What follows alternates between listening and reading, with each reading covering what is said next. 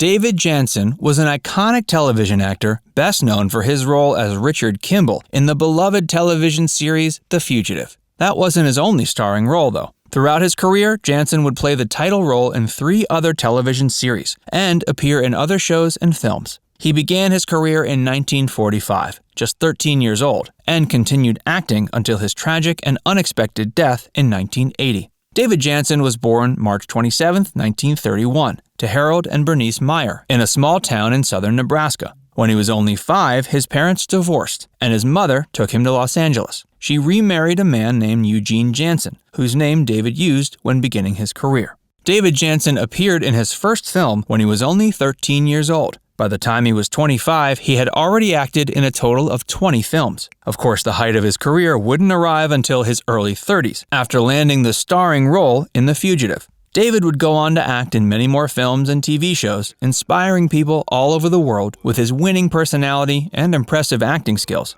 But his tragic death in 1980 left the nation shocked. While he accomplished a great deal through his life, we can only imagine what else he would have done if he hadn't died so young. In today's video, we're going to take a look at the long life and legacy of David Janssen. Stick around because we're also going to reveal what caused his sudden and tragic death.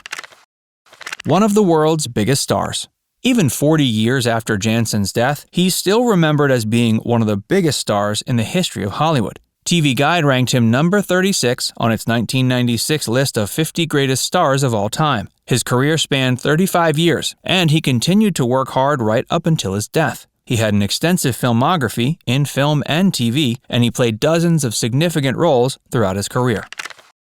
David Janssen's tragic and sudden death. David drank and smoked heavily throughout his life, but his death at just 48 years old came as an unexpected tragedy all the same. Early in the morning on February 13, 1980, David suffered a heart attack that took his life. His wife, Danny Crane, was horrified to discover he was no longer breathing and called 911 and the fire department. Tragically, however, David's life had come to an end. Celebrities all over the nation were devastated by the news, and many came to his funeral to pay their respects. He once held Cher as a baby. Today, Cher is recognized as a musical icon, and she's known as the goddess of pop. As a baby, of course, nobody knew just how famous she would become. When Cher was only 3, her mother, Georgia Holt, had difficulty finding a babysitter when she was due to film a watch commercial. Right before filming, she saw an 18-year-old David Janssen and asked him to hold young Cher while she worked. Janssen agreed and held her until her mother was finished filming. He was one of the hardest working actors. Most people imagine actors live a cushy life. After all, they're extremely high paid and live in luxury. Despite David Janssen's reputation as a huge star, however, his work wasn't at all easy. In fact, even today, he's considered to be one of the hardest working actors in history. Janssen devoted much of his time to acting and often spent 12 to 14 hours a day working. He would often skip out on social events and even miss dinner as a result of his brutal schedule. Barry Morse, who was both a close friend as well as Janssen's co-star in The Fugitive, explained that every actor at the time knew he was the hardest working of them all. He was incredibly athletic in high school.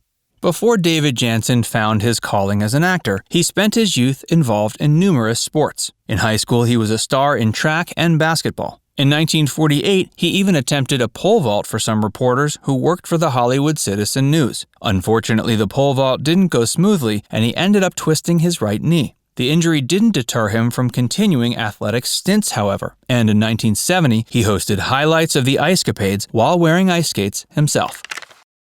He has a star on the Hollywood Walk of Fame. David Janssen was given a star on the Walk of Fame for his amazing contributions to television. The star ceremony took place on his mother's birthday in 1989 and was specially placed right in front of David Janssen's favorite ice cream shop from when he was a kid. He was a heavy smoker. David Janssen was notorious for being a heavy smoker. He was known to smoke 4 packs of cigarettes every day. Sadly, this certainly took a toll on his health. After his death from a heart attack, an autopsy revealed the smoking had caused a great deal of damage to both his lungs and mouth. Furthermore, his liver showed signs of severe alcoholism. Altogether, the cause of his death was likely from blockage to 3 of his main arteries, which was a result of his smoking. Make sure you stick around until the end, because we're also going to reveal how David Janssen nearly had plastic surgery. And if you're enjoying this video so far, give it a like and subscribe to Facts Verse if you haven't already. He was beloved by everyone.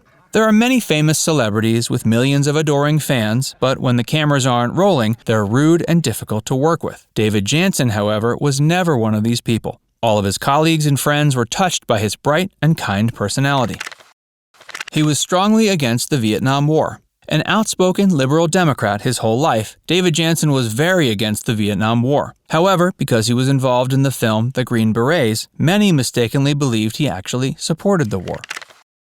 He was friends with many famous actors. In his early days, David enlisted in the U.S. Army and was posted in Fort Ord, California. There, he met Martin Milner and Clint Eastwood, who were also both enlisted at the time. He later attended university classes with Clint as well. While these were the first famous friends David made, they certainly weren't the last. He was also very close with actor Richard Harris. When Harris learned of Janssen's death, he was so upset he sat out in the snow for several hours out of grief. Finally, David was also friends with Stuart Whitman, who happened to be driving by his house at the time of his death. Whitman saw ambulances and a fire truck and rushed by to see what was the matter. He was stricken by Janssen's death, but comforted his widowed wife, Danny Crane, throughout the ordeal.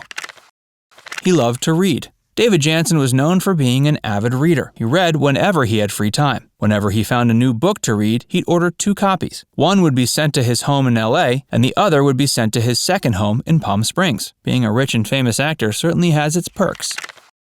He almost had plastic surgery. One of the worst things about Hollywood is how often it manufactures its actors into perfect models. Many female actors develop eating disorders because of the pressure to be thinner, and many other actors have plastic surgery to change their facial features. At the beginning of his career, it was suggested to David Janssen that he have plastic surgery done on his ears in order to make them less prominent. Janssen was resolute, however, and refused to have the surgery. It's a good thing he didn't. His ears are part of what makes him so recognizable. Instead of trying to fix our features that make us unique, it's better that we embrace them. After all, how boring would it be if everyone had the same features? David Janssen was one of the most hard-working and influential stars of his time. Were you more surprised to learn he was a kind and gentle man in real life, or that he refused to get plastic surgery on his ears? Let us know in the comments section below. And don't forget to subscribe to FactsVerse for more.